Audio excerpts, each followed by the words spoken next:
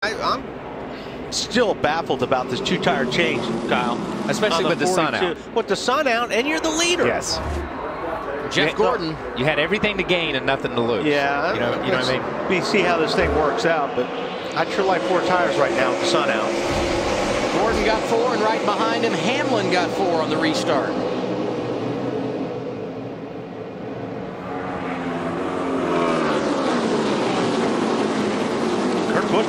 See ya.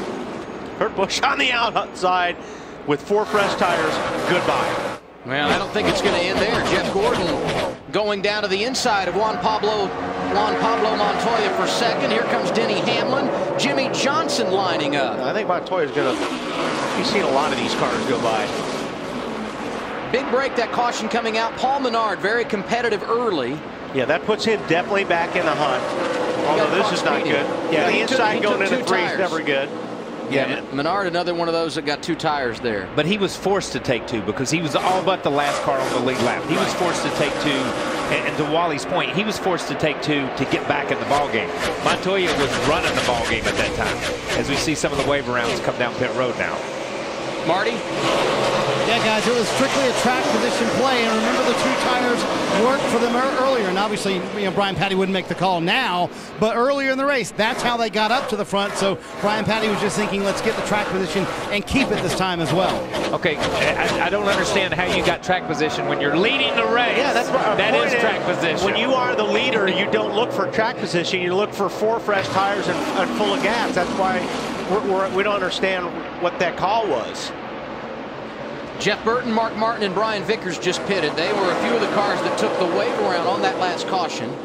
Brad Keselowski, Marcus Ambrose, Dave Blaney, some of the others that took the wave around under caution a moment ago. Kurt Busch's lead, 0.6 of a second over Jeff Gordon. Denny Hamlin is 3rd, just over a second behind. Montoya cycling into the 4th position, and then you see Jimmy Johnson right behind him with Tony Stewart and Casey Kane lined up.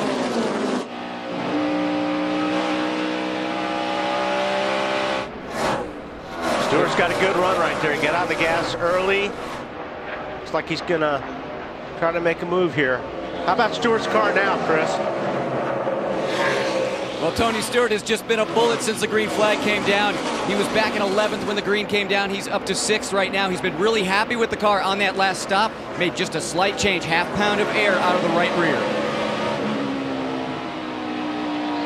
Left side on board with smoke. Right side of your screen, you see him trying to run down Jimmy Johnson for the final spot in the top 5. Downshift to the 3rd, going in. He's going to bring in her 4th gear up the straightaway. I'll downshift again here in a little bit, going down into turn 1. I'll throw it back down to the 3rd.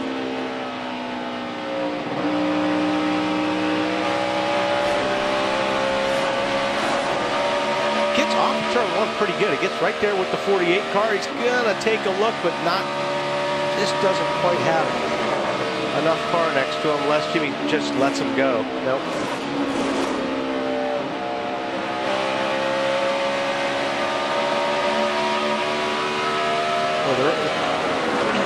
They're up on the RPMs.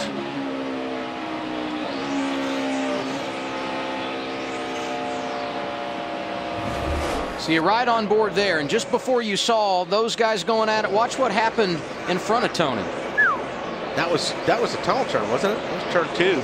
And remember, the 27 car took 2 tires. Yeah. So as he got down under there, and you're on the outside of him as he goes across the tunnel, we talked about it earlier. It's tough to go across that tunnel too wide, and it's almost impossible on old tires, and the 27 only was half and half.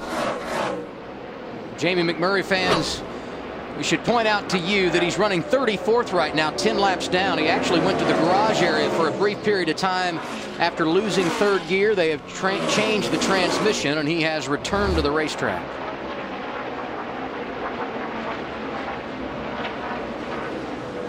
Last week, an emotional week for Jamie McMurray.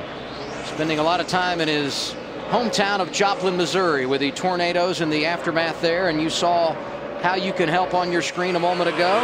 Now back to the battle in the top 10 between Dale Earnhardt Jr. and Casey Kane.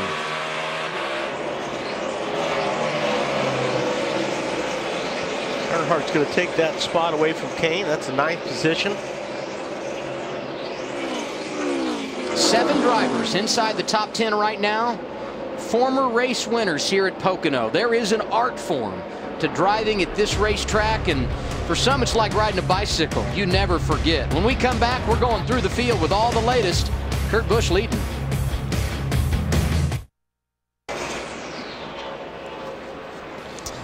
And we are back at the Pocono Raceway. Aerial coverage of today's race brought to you by Farmers Insurance. Farmers Insurance, coverage for your auto, home, life, and business.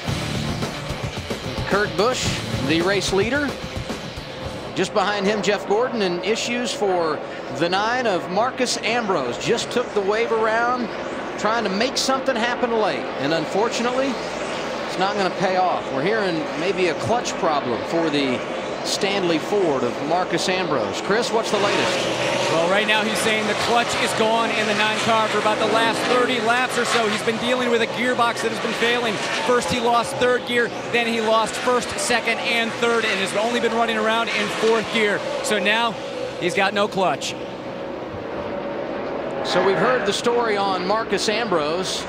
Time to hear the rest of the stories. With 75 laps to go, we go through the field. It's brought to you by McDonald's. Marty? And we'll take you through the field. Kurt Busch wishing he could go through a drive-through right now. The car very good for him, especially when the sun comes out. That's when it's the best. The warmer it gets, the better this 22 is. There was one very small change on that last stop. Very happy out front, Matt.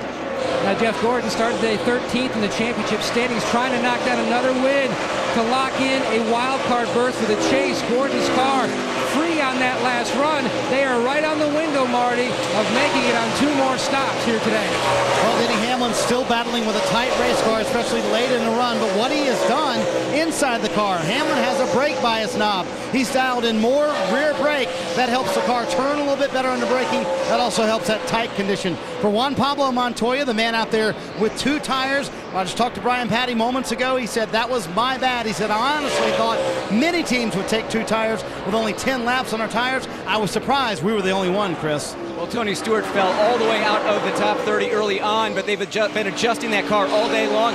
Early on, way too tight. Right now, the car working well, but when the sun does peek through, it gets a little bit tight. Matt? Chris, Jimmy Johnson lost that spot to Stewart, now in 6th. Jimmy's thinking that they should reverse the last changes on that 48 car. He says the 48 feels lazy in the center, which just kills his exit. Ralph? You know, this is a track, Matt, that Kyle Busch spent a lot of time watching videos and talking to Denny Hamlin about because he didn't feel real good coming in here. However, right now he's running in 6th, says everything's pretty good with the car. He just would like it to turn a little bit better. They can fix that on their next stop, Matt. And Ryan Newman's car very consistent today, really coming to life with small changes, but he says his biggest issue he can't do much about. Dirty air. He's stuck back in traffic. He feels like the aero push is really hindering his movement forward, Ralph. The 88 of Dale Earnhardt Jr. is running in 9th right now. He's running pretty good. Feels the car is just a little bit tight, but the one thing that is probably working the best is the conversation and communication between crew chief Steve Letarte and driver Dale Earnhardt Jr. Marty, we talked about at the very beginning of the show. Letarte said he's very underrated as how the communication is. It's been outstanding here today. Ralph, Kevin Harvick is finally on the same pit sequence with everyone else, hanging in there in the top 10 right now in the 10th position. He's driving the car he won with at Michigan, but they need a little bit more speed. Harvick is battling a loose race car for most of this afternoon, Matt. The car on the move, Marty, is the 16 of Greg Biffle. Just climbed up to 11th.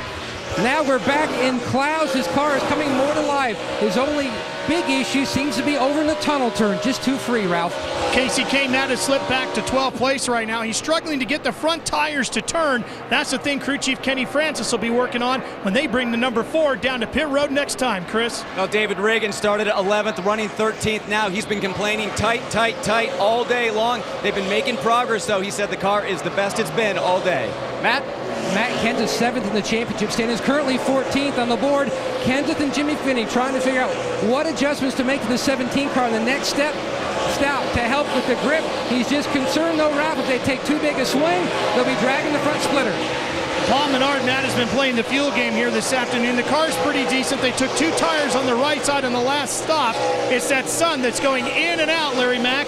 that's been messing with the handling of the 27. Well, if you look back there, the 20 car right behind Paul Menard, Joey Logano, started in the 19th position, running 16th right now. And for a team that sits 25th in the points with only 4 top 15